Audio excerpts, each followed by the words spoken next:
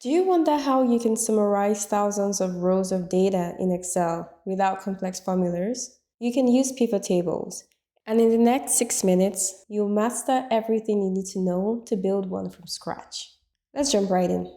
To create a pivot table, click anywhere within your dataset, go to Insert tab, and click on Pivot Table.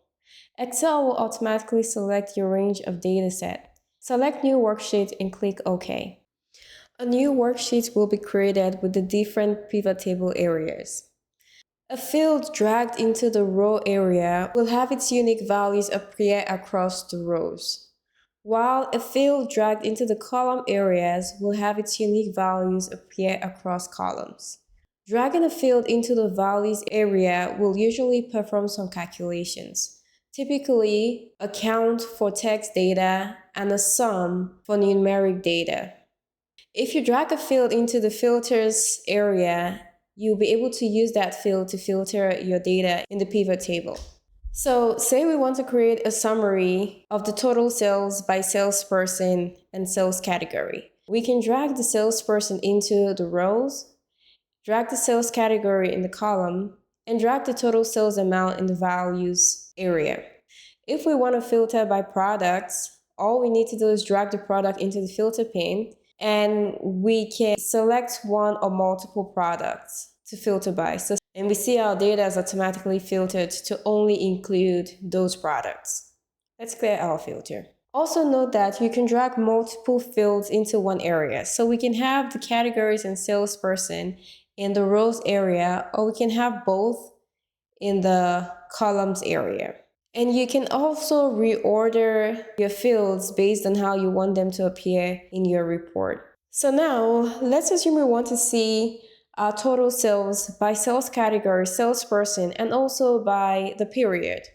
We can also drag in the date field into our column. Now, typically, when you drag a date field into a pivot table, Excel automatically groups your dates into year, quarter, months, and dates.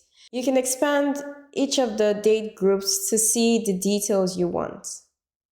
Or if you want to see it only at an aggregated level, say by year, you can simply uncheck the other date groups you don't want to see.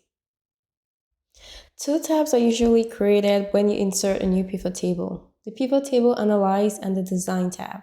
The Design tab is where you can perform some design customization.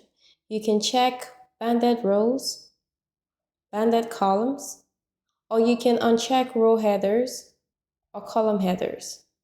You can also select different pivot table styles, of which there are a number of pivot table styles to select from. Under the report layout, you can choose a compact form, which is the default, but you can also choose an outline form or a tabular form. You can choose to turn off grand totals or turn on grand totals for only the rows or only the columns, or turn on for both rows and columns. Also, you can choose to not show any subtotals, or you can choose to show subtotals at the bottom or top of a group. Now, let's see what we can do with the Pivot Analyze tab. Within Analyze, you can turn on and off your field list. In your pivot tables, you have buttons that you can use to expand or collapse your data. You can turn on and off those buttons as well. Now, say our data changes and we later add a total cost column to our data set. We can go to the Pivot Table Analyze. We can change our data source settings within the Pivot Table Analyze. And here, we're just going to select the new range of data and click OK. And now our total cost column is in our data. We can drag that into our value fields as well. I'm going to show you how to perform calculations within pivot tables. You can do so by going to Field, Items, and Sets, and click on Calculated Field. Let's assume we want to calculate the profit. You can type the name of your calculated field, and all you have to do to perform a calculation is select the field. So it's going to be the sales. We're going to insert sales minus the total cost. Let's insert that field as well and click OK. And just like that, we have profit.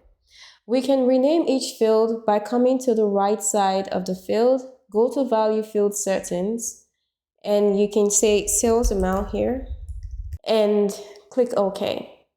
And we can do that for the rest of the fields. We can also perform other calculations on values. So we can bring in the sales amount, for example, and say we want to see the average sales. We can come to value field settings and we can select average and see the average sales. And let's call this average sales.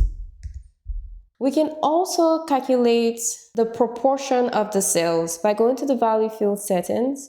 And here we can click on show value as and go to percentage of grand total. Let's click on OK. One more thing we can do under the pivot table analyze is we can insert slicers or timelines. So let's see how insert timeline work.